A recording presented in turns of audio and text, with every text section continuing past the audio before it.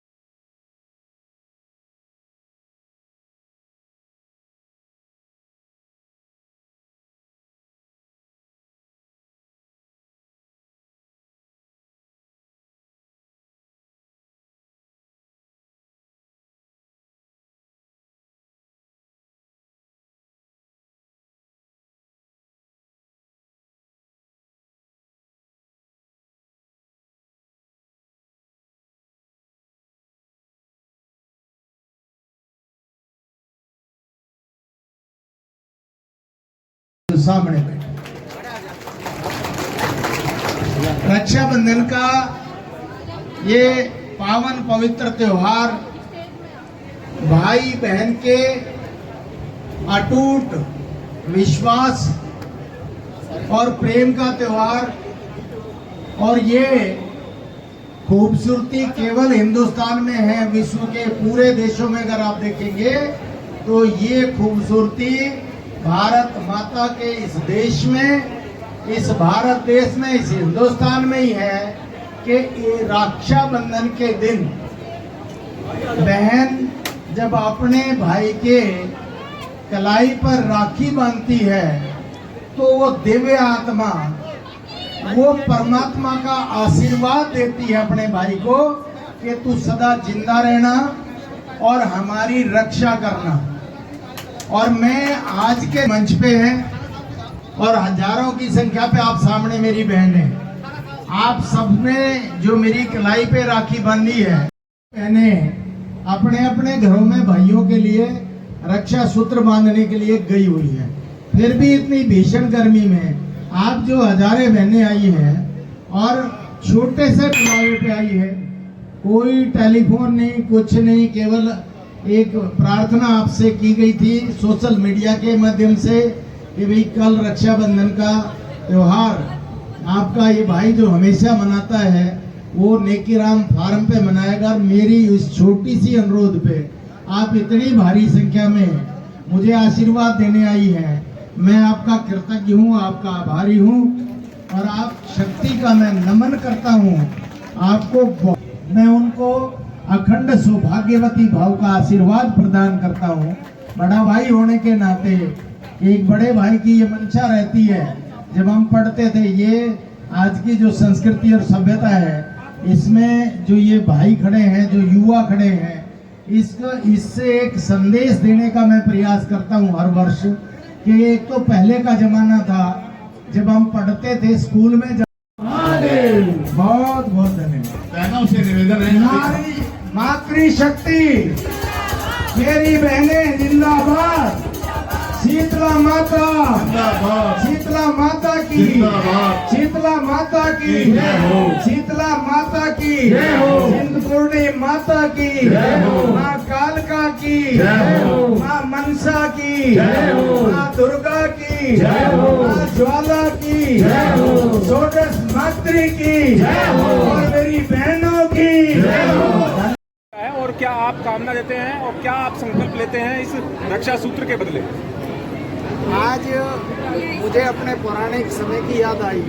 हमारे पौराणिक समय में अपना जो भी भाई था वो अपनी बहन को ही बहन नहीं मानता था, सभी बहनों को अपनी बहन मानता था।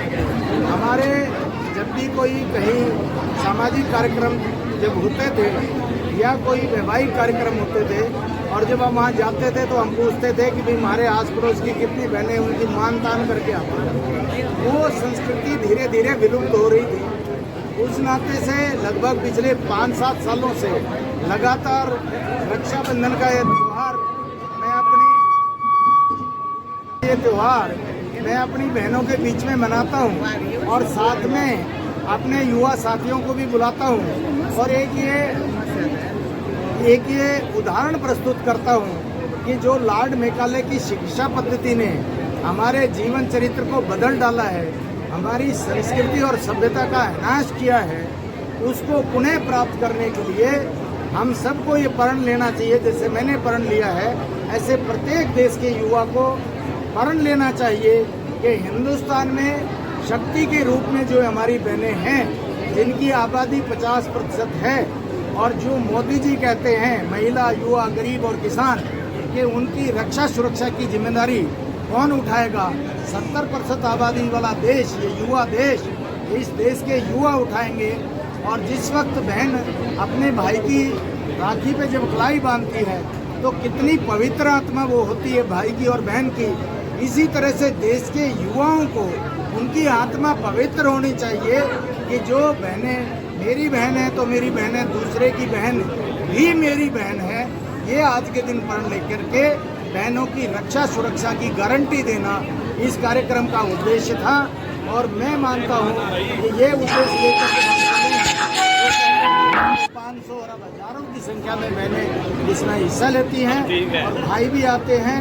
और इस कार्यक्रम के माध्यम से जो सभी भाइयों ने हमने जो प्रण लिया है, आने वाले समय में भी जहाँ भी किसी बहन के साथ कोई अत्याचार अनाचार होता है तो सभी भाई उनके साथ खड़े होंगे, उनको शक्ति देंगे, ताकत देंगे और बहनों द्वारा दी हुई शक्ति और ताकत का सदा सदुपयोग करेंगे। ये कार्यक्रम रखा था और इस कार्यक्रम से यही प्रेरणा मिलती है। यही प्रेरणा मैंने अपने युवा साथियों को और पुरुषों को दी है और बहनों से अपेक्षा की है कि बहनें भी अपने भाइयों के लिए शुद्ध आत्मा से शक्ति के रूप में जिस प्रकार आशीर्वाद प्रदान करती हैं, उसी प्रकार आशीर्वाद प्रदान करती रहें। यही इस कार्यक्रम का उद्देश्य था और यही मैं आज के लिए शर्मा जी, जिस तरह से रक्षाबंधन एक पवित्र त्योहार है, जब राखी बांधती है बहनें तो भाइयों का भी कर्तव्य है कि एक संकल्प बहनों के लिए लिया जाए। अगर इन बहनों ने मौका दिया आपको चुनाव में तो क्या बहनों के लिए खास करेंगे आप? सबसे बड़ी बात तो यही है कि जो मैंने कहा है कि मैंने ये प्रण लिया है कि मेरी किसी भी बहन को किसी प्रकार की भी कोई संकट का अगर सामना करना पड़ा तो वो संकट पहले GL शर्मा से होकर गुजरेगा। दूसरा, अपनी बहनों के लिए जो गुड़गांव में व्यवस्थाएं हैं, उनमें बहनों के लिए बहुत अच्छा क्या किया जा सकता है। हमारी सरकार ने बहुत से काम किए, 112 नंबर डायल किया, महिला थाने बनवाए बहनों के लिए। मोदी जी ने बहुत से काम किए।